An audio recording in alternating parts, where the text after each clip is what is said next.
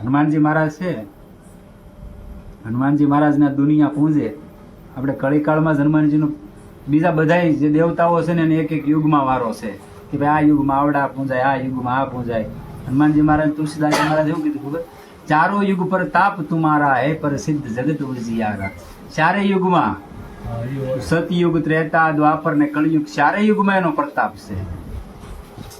જ્યારે ભગવાન અહીંથી જાય છે અયોધ્યા છોડી સરયુમાં સમાઈ જાય છે, ભગવાન રામલલા રાખી, કેમ કે એને આરે બધા એના પાર્ષદો હતા એટલે બધાને લઈને જાય છે પરમાત્મા.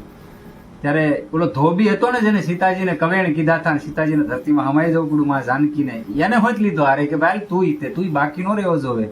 એટલે એ ધોબી આરે આવે, ધોબી દરવાજે ભોગે છે ત્યાં સ્વર્ગના દરવાજા ખુલતા નથી. એટલે ભગવાનને કોઈ કીધું કે ધોબીને અંદર પ્રવેશ નથી મળતો. ભગવાન કે હું વાત કરું કે હા, હવે મારી સાથે એવું ધોબીને પ્રવેશ ન મળે એ વાત તો ખોટી પડે. એટલે એને બીજું સ્વર્ગની રચના કરી નાખી પરમાત્માએ ધોબી માટે કે ભાઈ તને અહીંયા સુવિધા મળશે, અહીંયા રહે. હવે જો ધોબીનો ઉદ્ધાર થઈ જતો હોય તો હનુમાનજી મહારાજ બાકી રે ખરો? ન રે.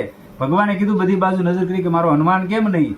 ત્યારે કોઈએ કીધું કે ભાઈ હનુમાનજી તમને ભગવાન બોલાવે. ભગવાનને હનુમાનજી પાસે જાય છે અને ત્યારે પરમાત્મા કહે છે કે કેમ હનુમાનજી તમે નહીં? કે ભગવાન મારે નથી આવું. કે કાંઈ કે જ્યાં સુધી જગતમાં તમારી કથા હાલતી છે ને ત્યાં સુધી હું ત્યાં તમારી કથા સાંભળી કે સ્વર્ગમાં શું મળે? કે કાંઈ નહીં, બસ મારી હારે મારો સંગાત મળે, મારી હારે તમે રહી શકો. સાકેત લોકમાં એ જ મળે, બીજું શું મળવાનું? કે ત્યાં ભજન થાય તા કે નહીં ન થાય, ત્યાં તમારી કથા મળે તા કે નહીં ન મળે, તા કે અહીંયા બધું મને મળે.